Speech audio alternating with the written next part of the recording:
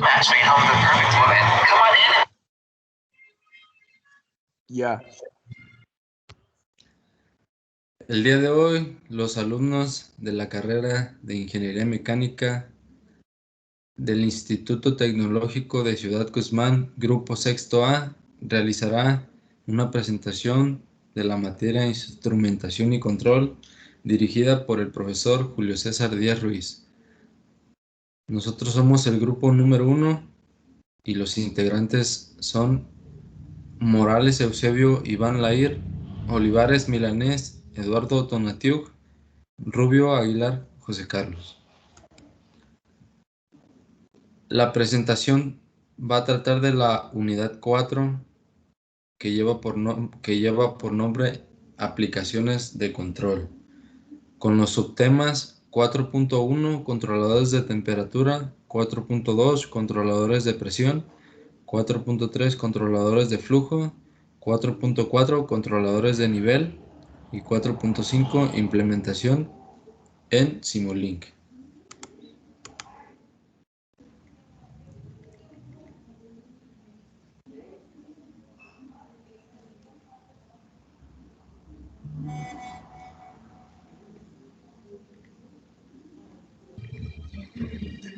Controladores de temperatura.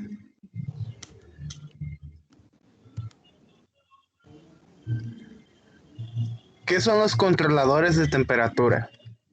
Un controlador de temperatura se puede definir como un instrumento diseñado para que un proceso o recinto opere dentro de un rango de temperatura deseado. Un controlador de temperatura es el instrumento usado para el control de la temperatura. El controlador de temperatura tiene una entrada procedente de un sensor de temperatura y tiene una salida que está conectada a un elemento de control tal como un calentador o ventilador.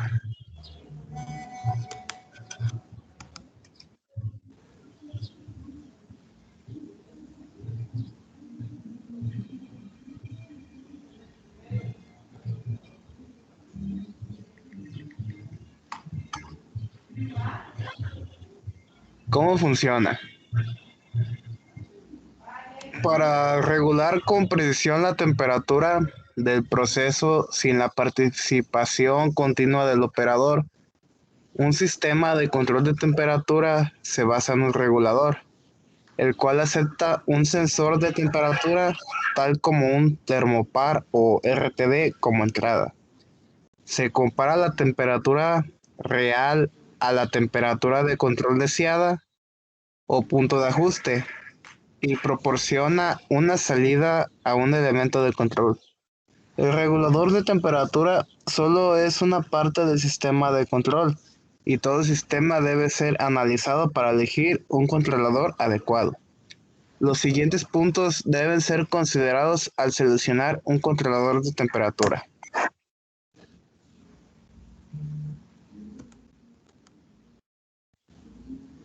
Tipos de sensores de entrada, el termopar.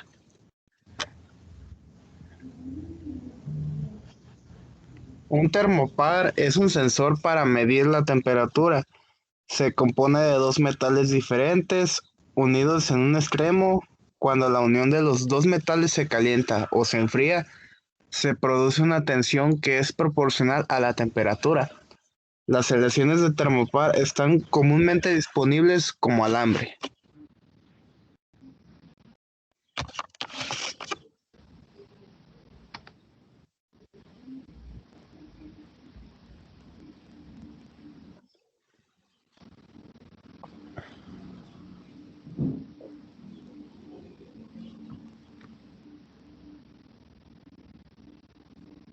Tipos de sensores de entrada. RTD. Los RTD son sensores de temperatura que utilizan los cambios en la resistencia eléctrica de los metales para medir los cambios en la temperatura local.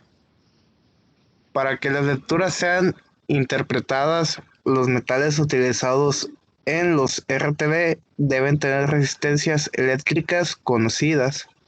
por las personas y registradas para una referencia conveniente. Como resultado, el cobre, el níquel y el platino son los metales populares utilizados en la construcción de RTD. El funcionamiento del RTD es, se especifica de esta manera. La resistencia eléctrica de los metales aumenta a medida que aumenta el calor y los metales se calientan, mientras que su resistencia eléctrica disminuye a medida que el calor disminuye y los metales se vuelven a enfriar.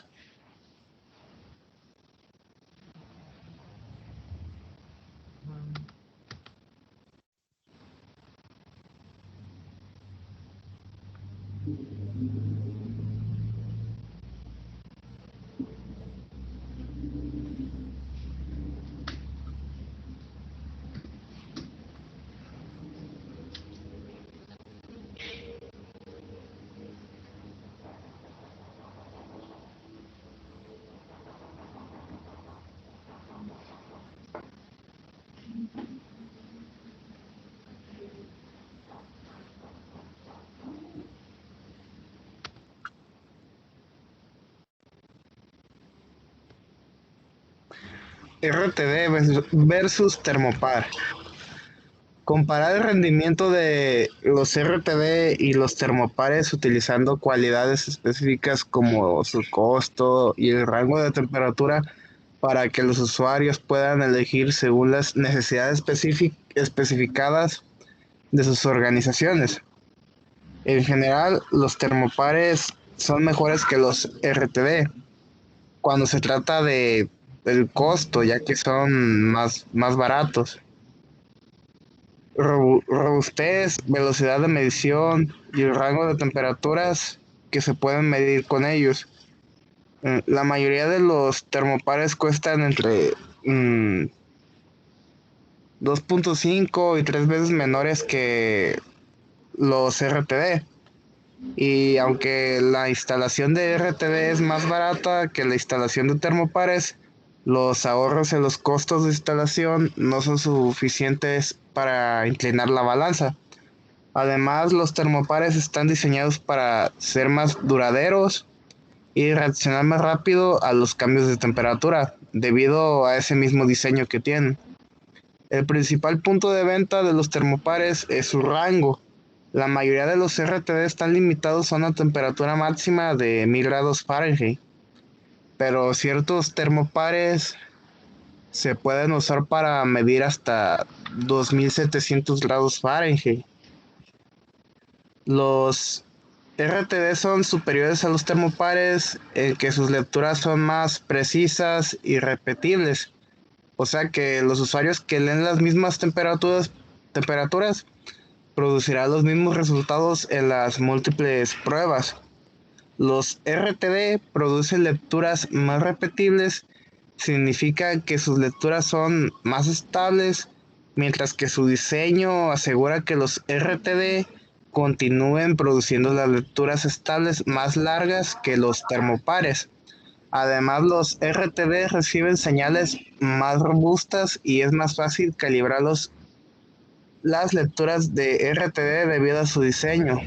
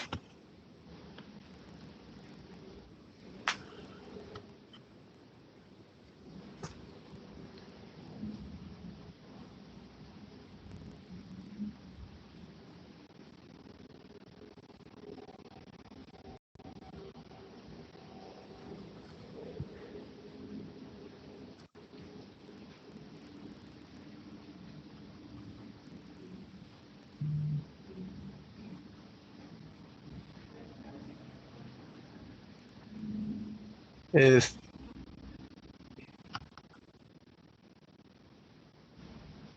Eh,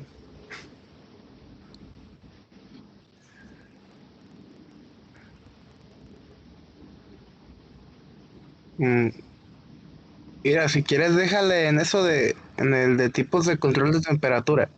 Se me había pasado agregar algo al de RTV versus Thermopar. La cosa es de que cada marca de RTV y termopares posee sus propias ventajas y desventajas.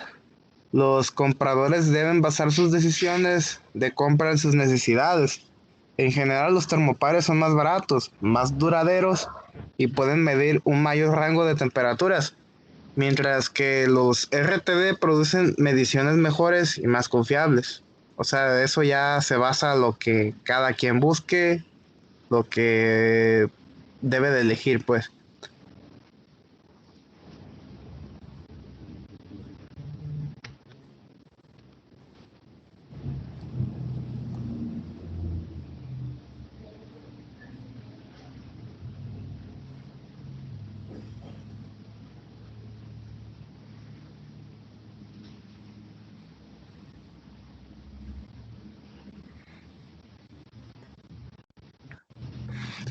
Ahora vamos a ver los tipos de control de temperatura, que es el PID, el controlador on-off y el controlador proporcional.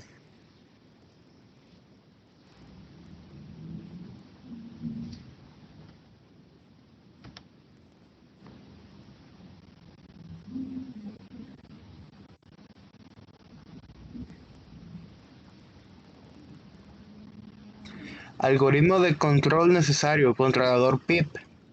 Un controlador o regulador PID es un dispositivo que permite controlar un sistema en lazo cerrado para que alcance el estado de salida deseado.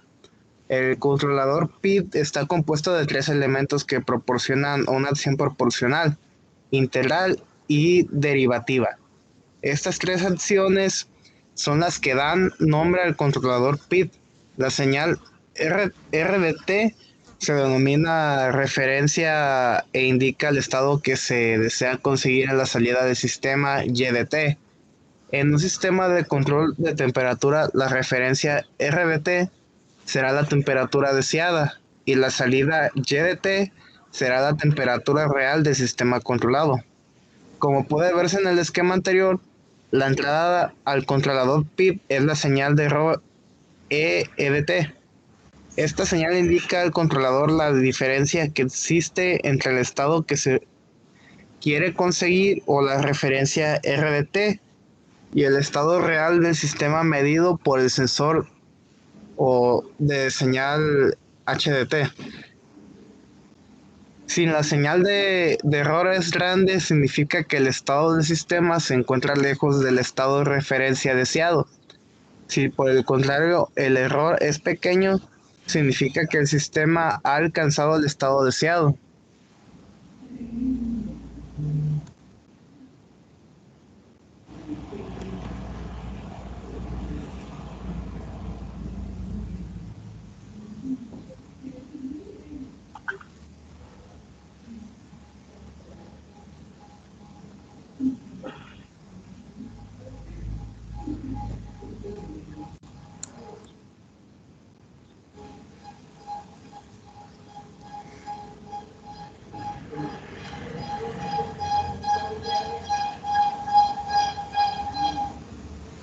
Control proporcional.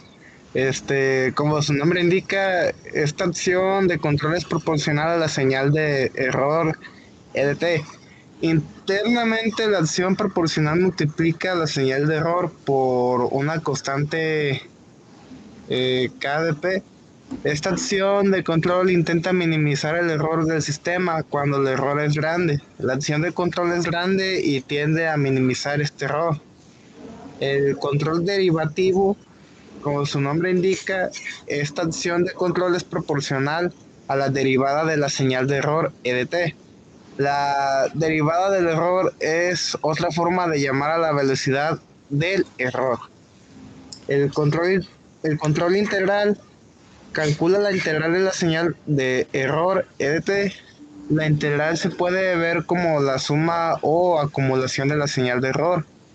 A medida que pasa el tiempo, pequeños errores se van sumando para hacer que la acción integral sea cada vez mayor. Con esto se consigue reducir el error del sistema en régimen permanente.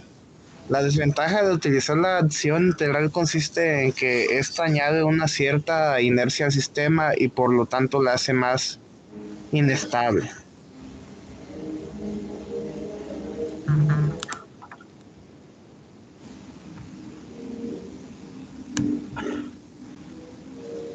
Controlador on-off. Este tipo de controlador, también llamado todo o nada, usa un algoritmo simple para solamente revisar si la variable del proceso está por encima o por debajo de un set point determinado. En términos prácticos, la variable manipulada o la señal de control del controlador cambia entre totalmente on o totalmente off, sin estados intermedios. Este tipo de accionamiento provoca un control muy impreciso de la variable del proceso.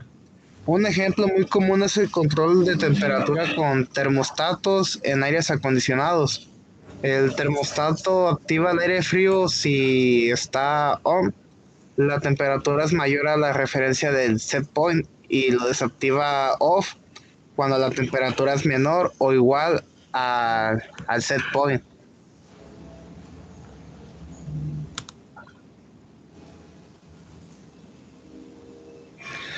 Controlador proporcional.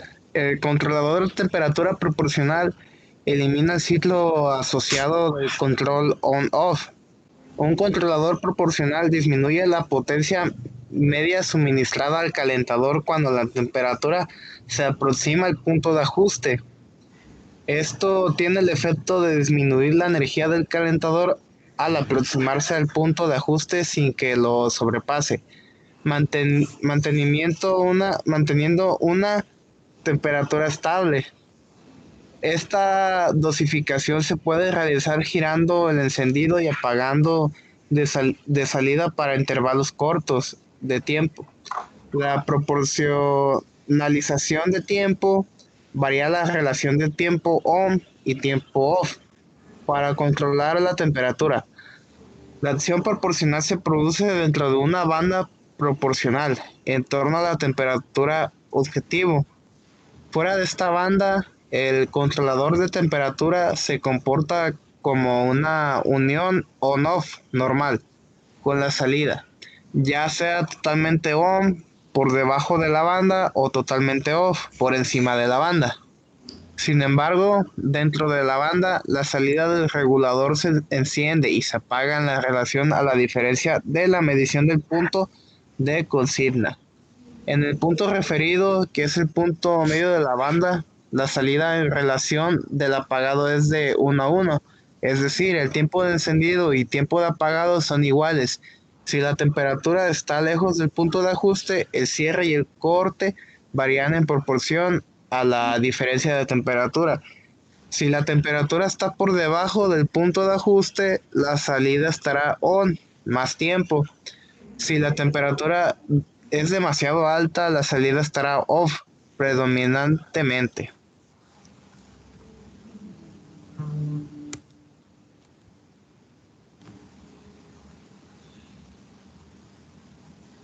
Controladores de presión. ¿Qué son? Los controladores de presión se encargan de mantener la presión de un sistema de forma constante con respecto a su funcionamiento. Se deja entrar una cierta cantidad de flujo, puede ser aire o agua, la cual tiene como característica principal ser mayor a la salida regulada que se obtendrá. Este elemento además posee ciertas definiciones arraigadas, especificaciones y formas de trabajo.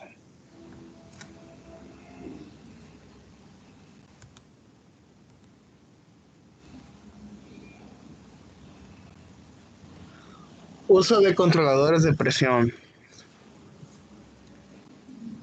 Los controladores de presión se utilizan para diversos fines: gas canalizado, Aquí la presión de distribución es conveniente que sea alta para reducir el volumen del gas en el transporte y debe ser más alta que la requerida para el uso doméstico. Para garantizar ese mínimo, se utiliza un manoreductor.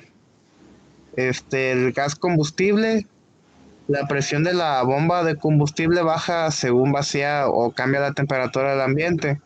Para que la presión en el aparato sea la correcta, la de la bomba se reduce a una presión fija más baja. El suministro de agua domiciliaria y de riego. La presión directa del suministro de agua puede ser excesiva y normalmente varía según los horarios. Buceo. La presión directa de la botella de aire afectará a la salud del buceo o de términos mortales.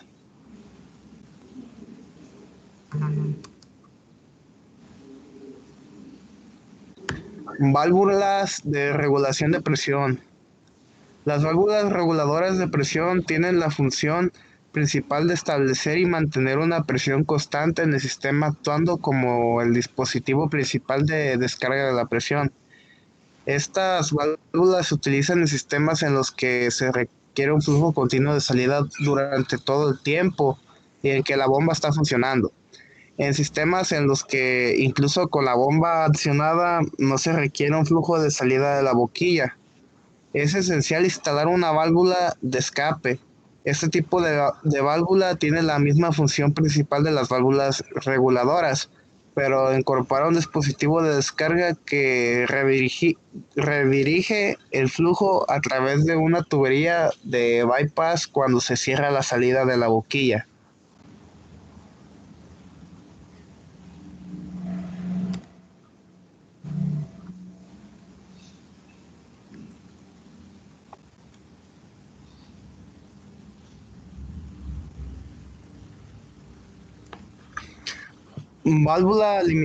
Limitadoras de presión. Algunos sistemas de potencia de fluidos, incluso cuando funcionan normalmente, pueden desarrollar temporalmente una presión excesiva. Por ejemplo, cuando se encuentra una resistencia de trabajo inusualmente elevada, estas válvulas se utilizan, sobre todo como válvulas de seguridad, como una válvula de sobrepresión. No admiten que la presión en el sistema sobrepase un valor máximo admisible. Al alcanzar en la entrada de la válvula el valor máximo de presión, se abre la salida y el aire sale a la atmósfera. La válvula permanece abierta hasta que el muelle incorporado, una vez alcanza la presión ajustada, en función de la característica del muelle, cierra el paso. Y estas válvulas se utilizan para controlar esta superpresión. Las válvulas de alivio son válvulas automáticas usadas en las líneas del sistema y el equipo para prevenir un exceso de presurización. La mayoría de las válvulas de alivio simplemente se levantan a una presión ajustada y retornan a su posición cuando la presión cae levemente debajo de la presión de elevación.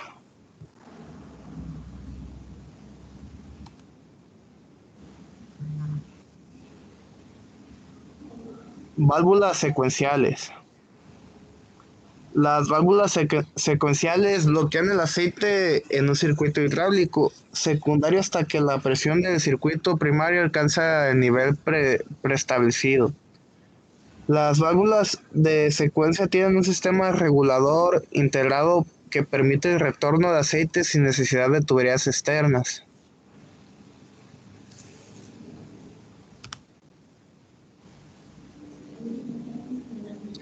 Tipos de reguladores de presión. Encontré que solamente existían de 3 vías con escape y de 3 vías sin escape.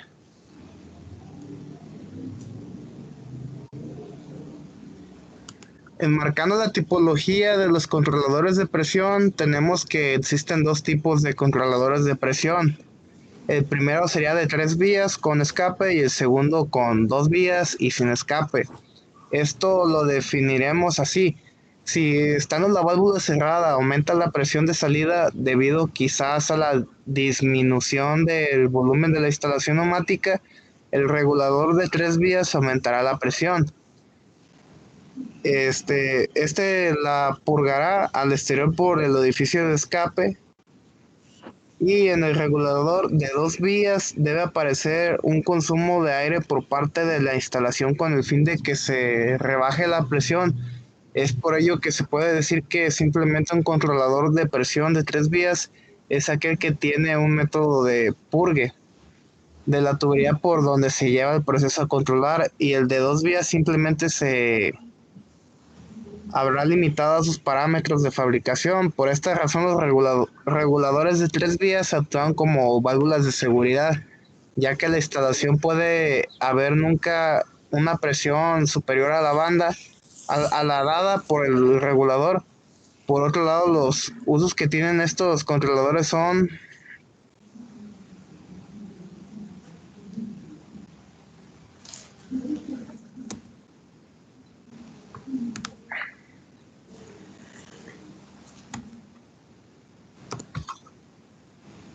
usos en la industria de controladores de presión. Estos se utilizan para diversos fines. El primero, para el gas canalizado. La presión de distribución es conveniente que sea alta para reducir el volumen del gas en el transporte, y debe ser más alta que la requerida para el uso doméstico. Para garantizar ese mínimo se utiliza un manómetro reductor.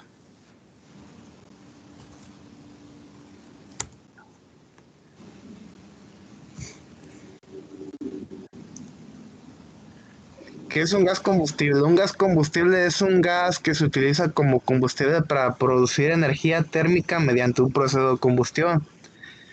El uso es, es en los tanques de combustible cuando baja según su vacío o se cambia la temperatura ambiente. Se llevan estos tipos de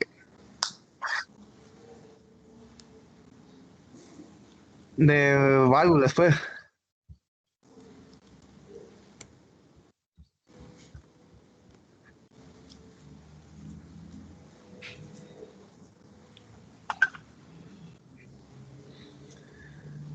Uso en el riego y en el hogar. Es para uso domiciliario o riego. La presión directa del suministro de agua puede ser excesiva y normalmente varía según los horarios de una localidad o otra por otros motivos. Para evitar daños y dar una regulación homogénea, se utiliza un manómetro reductor previo a la instalación del suministro, como se ve en la imagen. Bueno, en la imagen del campo no se echa de ver, pero llevan un cierto tipo de mismo, pues, control.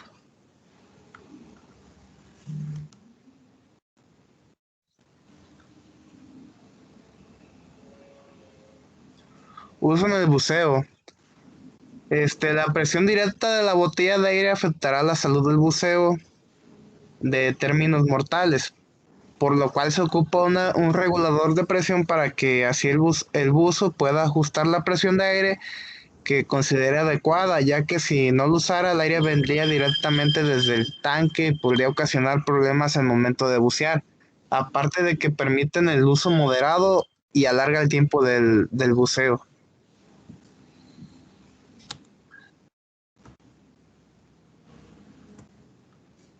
4.3. Controladores de flujo. Antes de definir qué es un controlador de flujo, se deben de entender los siguientes conceptos. Controlador. El controlador es una componente del sistema de control que detecta los desvíos existentes entre el valor medido de un sensor y el valor deseado, programado por un operador emitiendo una señal de corrección hacia el actuador.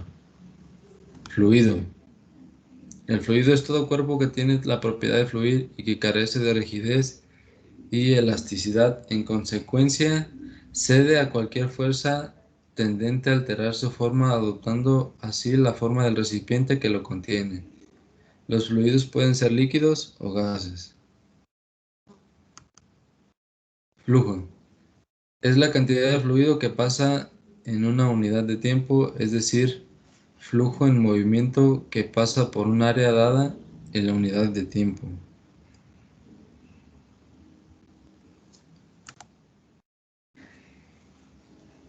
En la actualidad, el control de los procesos se ha vuelto más exigente en cuanto a rendimiento, calidad y flexibilidad. El control y la regulación de los fluidos, tanto líquidos como gaseosos, requieren cada vez más de componentes sofisticados.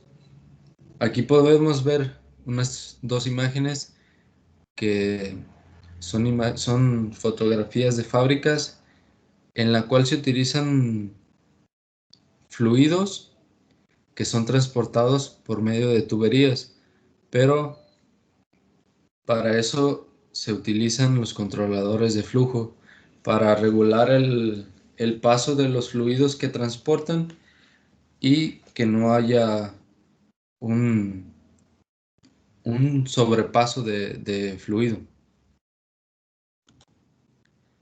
¿Qué es un controlador de flujo? Son válvulas de activación automática que se utilizan para regular el flujo de fluidos. Los controladores de flujo permiten un monitoreo y el control de flujo en tiempo real. Esta capacidad de manejo de la variación ayuda a mejorar el suministro y aplicación del material para que los fabricantes reduzcan desperdicios, mejoren la calidad del producto y aumenten la eficiencia de la producción.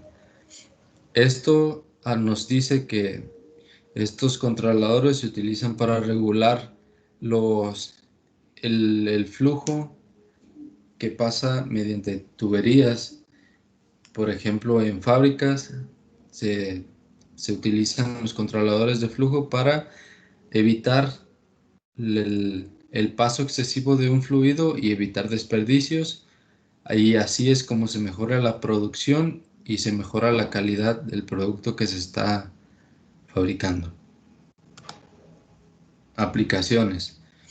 Prevención de inundaciones, control de flujo de estructuras de detención, control de flujo de descarga en presas y tanques, control de flujo de fluidos en tuberías en fábricas, control de flujo de entrada en registros de captación, control de flujo en sistemas de riego, control de erosión y disipación de energía. Algunas de estas aplicaciones son más relevantes que otras. Por ejemplo, el control de flujo de descarga en presas y tanques es muy importante la utilización de estos controladores, ya que si no se utilizaran, podría, por ejemplo, en presas, dejaría pasar más agua de la que debería y esto provocaría inundaciones a las áreas en donde se está suministrando el agua. En tanques de la misma manera. Cuando se está regulando el flujo, hace que lleve un paso del fluido controlado y no se desperdicie el fluido que se está utilizando, que normalmente es el agua. La prevención de inundaciones es lo mismo que se refiere a las presas, que es muy importante estos controladores de flujo. Los controladores de flujo en sistemas de riego también. En muchos campos se utilizan sistemas de riego para suministrar agua a los plantíos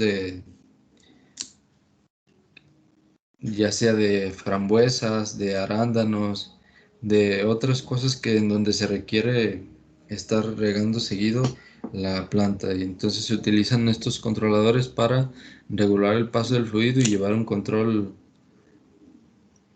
exacto del agua suministrada, para evitar que la planta se le suministre más agua de la que necesita y esta provoque que se ahogue y se seque la planta.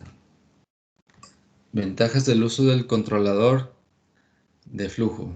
Reduce el almacenamiento pluvial requerido hasta el 40%, hasta el 50% de ahorro en el costo del proyecto. Autoactivado, sin partes móviles ni requerimientos de energía. Virtualmente libre de mantenimientos, prevención de saturaciones de fluidos y es de instalación sencilla. Aquí un punto importante que sería el más relevante sería la prevención de saturación de fluidos, ya que para eso fueron fabricados los controladores de flujo, para la prevención de saturaciones de fluidos y tener un control del paso de los fluidos que se están utilizando. Son de instalación sencilla y al mismo tiempo de que estás controlando el fluido, estos reducen el desperdicio de fluidos que normalmente se ven en sistemas que no tienen este tipo de controladores. Entonces reducen el costo y reducen el desperdicio. 4.4. Controladores de nivel. Los controladores de nivel son dispositivos cuya finalidad es la de obtener la garantía de mantener el nivel del líquido o fluido en un rango de variación establecida. Estos son equipos, son herramientas muy importantes en lo que son procesos de producción, almacenamiento, ya sea de algún tipo de líquido o de un sólido, etc. En pocas palabras, los controladores de nivel son válvulas que regulan el nivel de algún fluido, líquido o de un sólido, ya sea como por ejemplo agua, o en tanques de almacenamiento de granos, etc. Ejemplos del uso de controladores de nivel. Controladores de nivel máximo. Esto nos dicen que cuando el agua llega al nivel máximo que puede soportar, que es recomendable de un tanque, en este caso el agua, la válvula se activa y hace que cierre la válvula y se apaga la bomba que está suministrando el agua al tanque. Control de nivel mínimo. Esto es igual, pero en otro sentido de que cuando el tanque tiene un nivel de agua mínimo al que debe que estar el tanque, esta válvula se activa y lo que produce es que prende la bomba para suministrarle agua al tanque y no baje del nivel mínimo que debe de tener el tanque de agua en este caso. Ejemplo de un controlador de nivel en el hogar. Aquí podemos ver dos ejemplos y creo que son fáciles de ubicar. Por ejemplo, aquí tenemos un flotador que normalmente están ubicados en tinacos, en aljibres o en pilas. Y estos son muy útiles ya que los dejan el paso del agua controlado y cuando llega a un nivel máximo de llenado, por ejemplo en un aljibe, lo que hace es que el flotador sube y hace que cierre la bomba y para el paso del agua. Al lado derecho tenemos un controlador de nivel. Se utiliza para lo mismo, solo que este controlador es eléctrico, por lo tanto se debe conectar a la luz y es cuando emite una señal. Este emite una señal cuando llega a un nivel máximo y hace que se cierre la válvula y pare el paso del agua. Tipos de controladores de nivel. Controladores de nivel para calderas de vapor, electrodos de nivel, indicador de nivel con visor, indicadores magnéticos de nivel, controladores de nivel con barra, interruptores mecánicos de nivel, interruptores de flujo, válvulas con flotador para tanque. Estos tipos de controladores se utilizan según el material que se vaya a suministrar.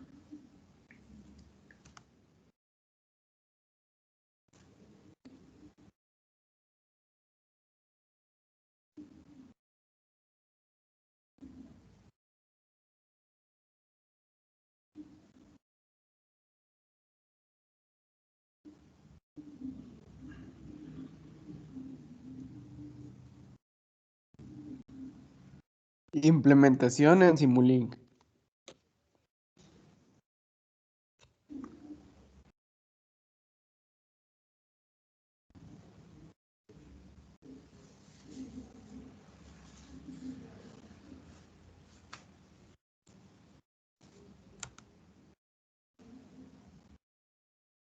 Simulink es un entorno de programación visual que funciona sobre el entorno de programación MATLAB.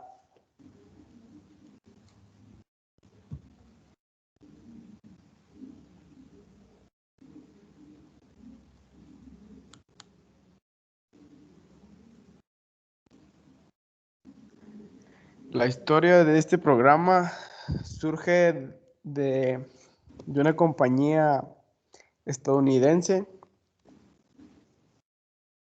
y desarrolla en las plataformas de Unix, Windows, MacOS, GNU o Linux.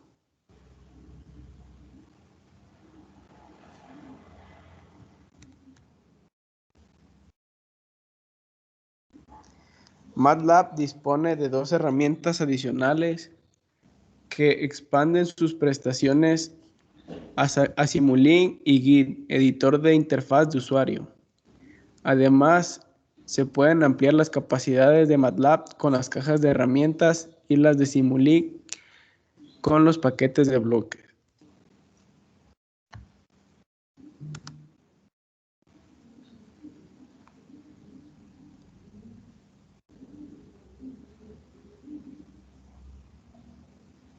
Como dije anteriormente, los desarrolladores del programa MATLAB fue la corporación estadounidense MathWorks, especializada en software, en conjunto con el matemático estadounidense Clay Barry Moller, programador que se especializa en el análisis numérico.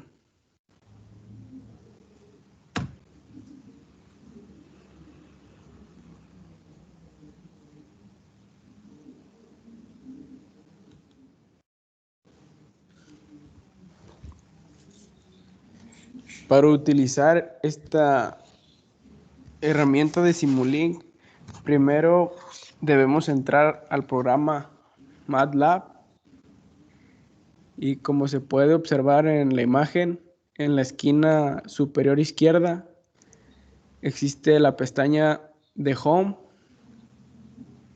y posteriormente en la parte superior existe el icono de Simulink, que es una de las dos formas para abrir esta herramienta.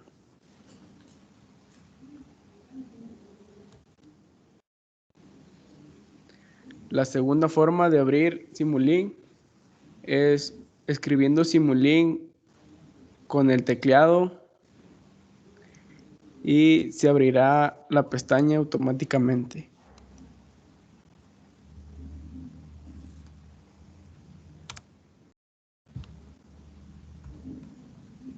Una vez entrando a Simulink, para crear un documento nuevo, deberemos entrar en el apartado de Black Model para iniciar algún proyecto o algún tipo de diseño específico.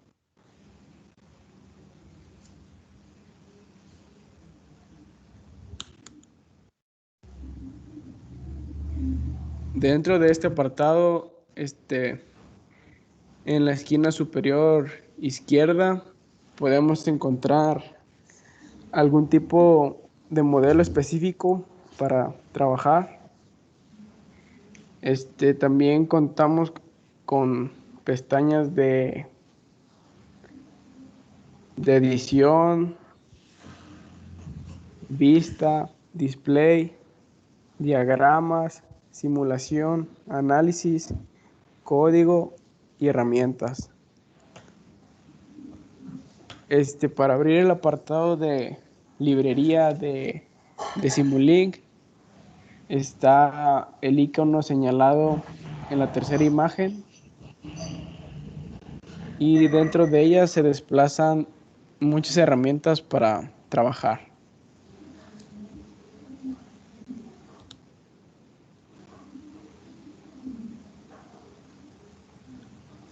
Básicamente el Simulink cuenta con varios bloques para diseño de algún proyecto. Están los más utilizados, de tiempo, distintos modelos que se pueden encontrar en esta aplicación de Simulink.